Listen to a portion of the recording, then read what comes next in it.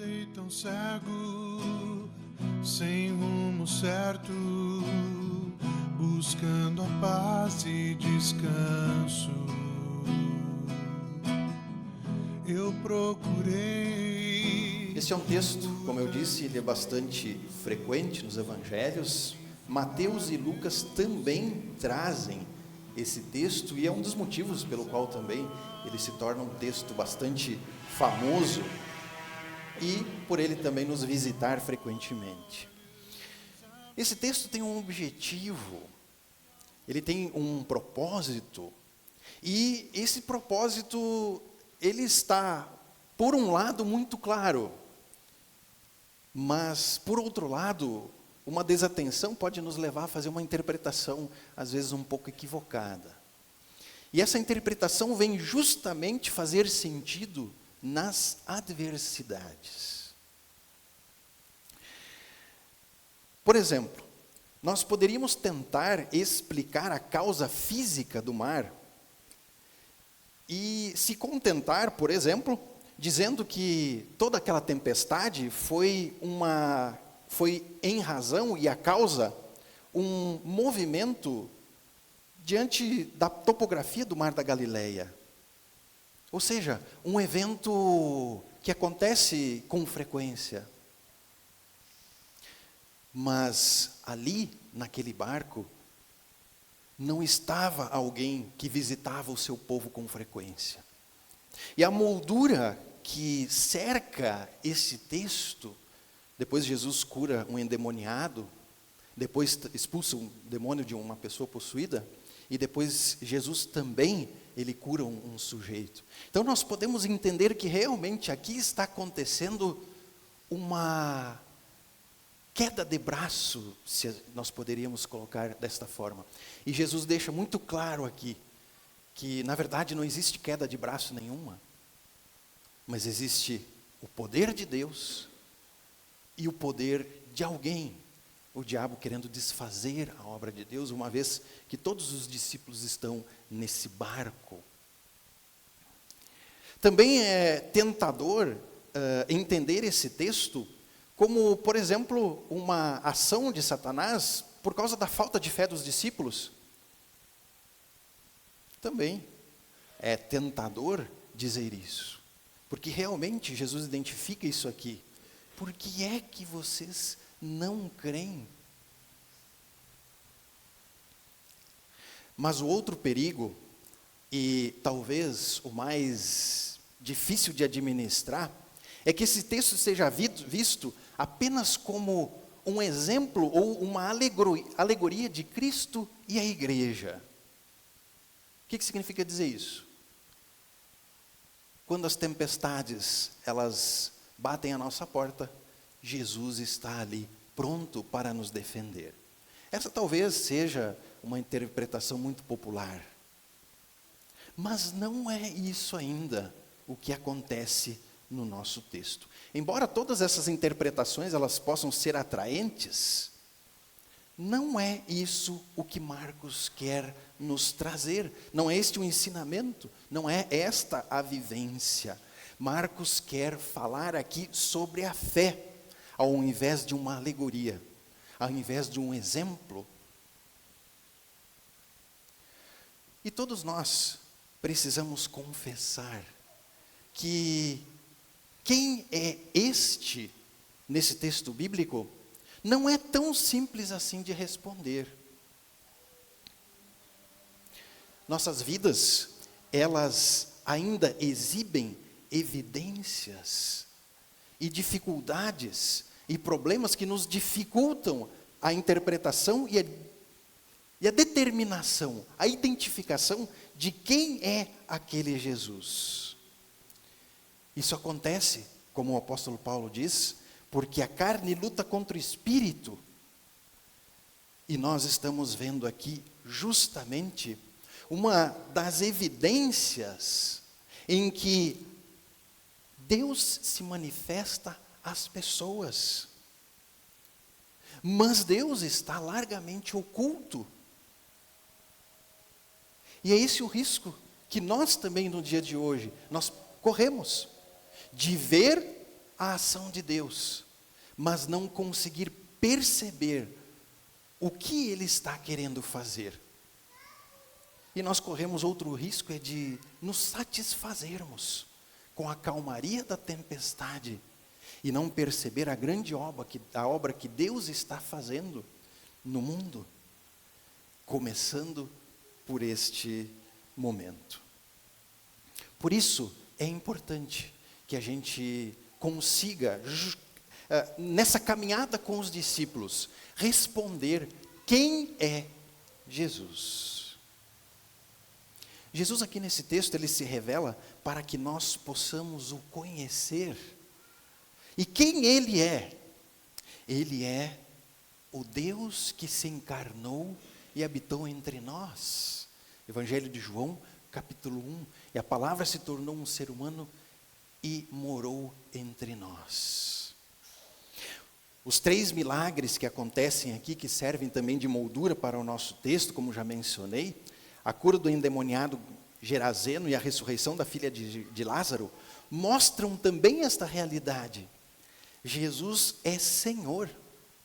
Aqui Ele é Senhor sobre a natureza. Depois Ele é Senhor sobre todas as coisas, sobre os males que acontecem no mundo. E depois Ele é Senhor que comanda este mundo. Ele é Senhor até sobre os espíritos que se apresentavam. Então os discípulos não sabem bem ainda quem é Jesus, eles estão atordoados, eles estão com medo, justamente porque a divindade de Jesus aqui, embora esteja totalmente aparente, ela está escondida. E os discípulos só conseguem ver os resultados. É por isso que em outros momentos eles são cercados de medo. Eles só conseguem trilhar esta caminhada. Medo e calmaria. Medo e calmaria. Por não conseguir identificar quem é que está com eles. E esse é o propósito do evangelista Marcos aqui no nosso texto. É nos mostrar que o Deus que se oculta é o Deus que se revela por motivos muito piores ou muito mais importantes. A insegurança dos discípulos aumenta conforme a tempestade. E por que estas questões são tão contraditórias? Se é Deus, por que Ele não pode nos salvar definitivamente? Se é Deus que ressuscita pessoas, se é Deus que cura pessoas, se é Deus que tem o controle sobre tudo que existe, então por que estas coisas ainda acontecem? Por que as pessoas precisam passar por todo este sofrimento? Se Ele tem todo o poder? Isto nos lembra alguma coisa, não lembra? O malfeitor na cruz, um olha para ele e diz, escuta, se tu é quem tu está dizendo que é, mas então por que tu não te solta daí e aproveita e solta nós também? Mas esse mesmo evento da cruz, essa discussão e esse ensinamento da cruz também é válido para cá. Por que Deus também não resolve todas as coisas?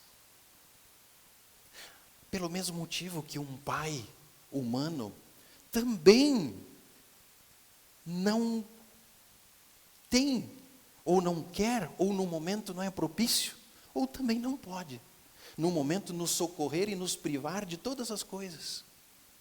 Por mais que os nossos pais nos amem, por mais que eles queiram o nosso bem, por mais que eles nos cuidem, a gente tropeça, a gente se machuca, acontecem um monte de coisas na vida da gente. Isso não quer dizer que eles nos amam. E é um equívoco também a gente pensar que esta tarefa, ela é a tarefa essencial dos nossos pais. Evitar as dificuldades, evitar os sofrimentos. Tem algo muito maior que os nossos pais têm a passar para nós.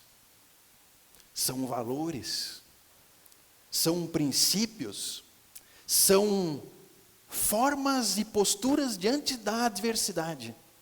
E aí quando elas acontecem finalmente, quando a gente começa a enfrentar as situações da vida, a gente também vai aprendendo, ou vai vindo à mente tudo o que nos foi ensinado. E nós sabemos que não é suficiente, porque a gente precisa, e como os pais são importantes durante toda a vida de alguém. E aqui, o texto bíblico não é menos importante. Jesus, apesar de ter o controle sobre todas as coisas, ele está em missão. Ele está para ir fazer algo que ninguém mais podia fazer. E já neste texto ele mostra, ele se revela às pessoas, porque ele está oculto, mas ele se revela como verdadeiro Deus. Deus estando com as pessoas. Um Deus muito humano, logicamente, porque precisava ser uma pessoa para poder morrer, para estar debaixo da lei e cumprir aquilo que nós não conseguimos cumprir. Mas também, essa é uma tarefa que só Deus poderia cumprir. Carregar o sofrimento da humanidade, morrer pelos nossos pecados, cumprir a lei perfeitamente. Ou seja, salvar o ser humano dos seus pecados. E assim, o evangelista Marcos, capítulo após capítulo, ele vai retirando este véu de frente dos olhos dos seus discípulos. E já mais para o final do evangelho, nós podemos ver confissões muito importantes e acertadas, elogiadas por Jesus até. A confissão de Pedro, ela é mais do que acertada. Tu és o Cristo, o Filho do Deus vivo. Quando ele diz tu és o Cristo, ele está lembrando que o Cristo é aquele ungido de Deus separado para a obra especial de salvar a humanidade. Tomé, depois que ele está presente na semana seguinte, naquela sala junto com os discípulos, ele olha para Jesus, toca os cravos, toca o lado, e ele se joga aos pés de Jesus e diz: meu Senhor e meu Deus. O segredo foi revelado ao mundo. E Deus enviou o Espírito Santo para que as vendas dos olhos dos discípulos pudessem sair. E eles pudessem ser abençoados com a revelação desse segredo. Deus estava presente no mundo, reconciliando consigo o mundo. João 3,16, porque Deus amou o mundo, que enviou o seu único Filho para que todo que nele crê não morra, mas tenha a vida eterna. Por isso a certeza dos discípulos no final dos evangelhos, ela não é comparada a qualquer resquício de conforto que eles tinham no início. No final dos evangelhos eles estão certos de quem é aquele que acompanhava os discípulos.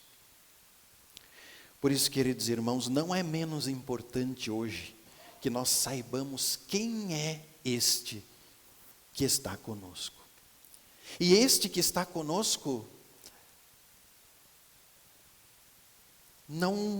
a resposta sobre isso não está nas nossas adversidades, ou melhor, pode estar, mas muitas vezes não é a resposta que nós encontramos nas adversidades. Não é a ausência das adversidades que indica quem é este, mas é que nas adversidades, no caos, é que este se faz presente, verdadeiramente, ali onde ele está, para resgatar a humanidade dos seus pecados. Porque o interesse de Deus não é que nós tenhamos um atendimento paliativo, como alguém que está com uma dor muito grande, uma febre muito grande, e toma um analgésico. mas ele se faz presente pelo Espírito Santo que ele mandou no dia da ascensão, para convencer-nos dos nossos pecados. Então é nas adversidades, não é a ausência das adversidades, ou o livramento daquela ou da outra situação, mas é que nas adversidades, Deus mostra para nós que o pecado é realidade na vida de todas as pessoas, e não é pelo fato de sermos cristãos que estamos isentos disso, mas as adversidades mostram que o mundo caiu, ele é um mundo caído. As nossas feridas, os nossos problemas, as nossas adversidades mostram que a realidade do pecado é profunda, ela mata. E se nós não pegarmos aquilo que Deus mandou para perdão dos nossos pecados, essa situação se perdurará por toda a eternidade. E é por isso que Ele vem pessoalmente, o próprio Deus, para tratar dessa questão, para salvar definitivamente, para fortalecer a nossa fé, para nos apegarmos a Ele em fé e em esperança, no crucificado. E nesses momentos das tempestades da nossa vida, é justamente para lá que nós olhamos. Foi o que Jesus fez com Pedro, quando em outra ocasião ele sai do barco. Olha para mim. É para a cruz que nós precisamos olhar, porque lá foi onde Jesus pregou os nossos pecados, o que nos separa de Deus e nos separa da vida eterna. O que são os nossos sofrimentos diante de um sofrimento eterno? Por isso, queridos irmãos, este Jesus é o próprio Deus. Lutero, quando ele comenta esse texto, ele diz: este é o motivo por que ele nos inflige muitas dificuldades, sofrimentos e até a morte, fazendo-nos viver ainda em muitas inclinações más e pecaminosas. Com isso, ele quer insistir com a pessoa e lhe dar forte motivo para correr a ele, gritar, invocar seu santo nome e assim cumprir esta obra do segundo mandamento. Invoca-me no dia da angústia, eu te livrarei e você me glorificarás. E este é o Deus que não se ausenta das nossas adversidades. O Senhor, Ele é Deus justamente para estar conosco. E é isso que Ele faz. Lá no batismo, Ele vem estar conosco. Nós só precisamos olhar para o lugar certo. Se você foi batizado, Jesus está em ti. Na Santa Ceia, Ele se faz presente verdadeiramente. Quando nós participamos da Santa Ceia, completamente jogados ao chão por causa dos nossos pecados, ali nós recebemos o conforto, Deus presente em nossas vidas. E o seu sangue e o seu corpo nos garantem a sustentação da nova aliança. Ela vive em nós. Isso nos conforta em todas as adversidades, dando certeza da sua presença em todos os momentos. E como se não bastasse ainda, nós ouvimos, pela absolvição dos pecados, as abundantes graças de Deus, que Ele revela a todo momento.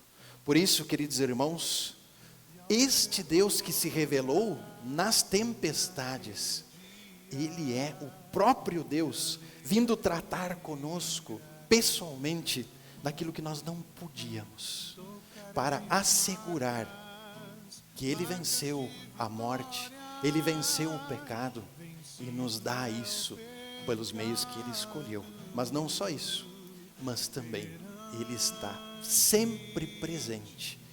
Ele é socorro bem presente nas tribulações. Que Deus abençoe esta certeza em nossos corações. E ao olhar para a cruz eu entendo o amor derramado ali por mim. Sacrifício de sangue pecador, não sou merecedor, tua graça me alcançou.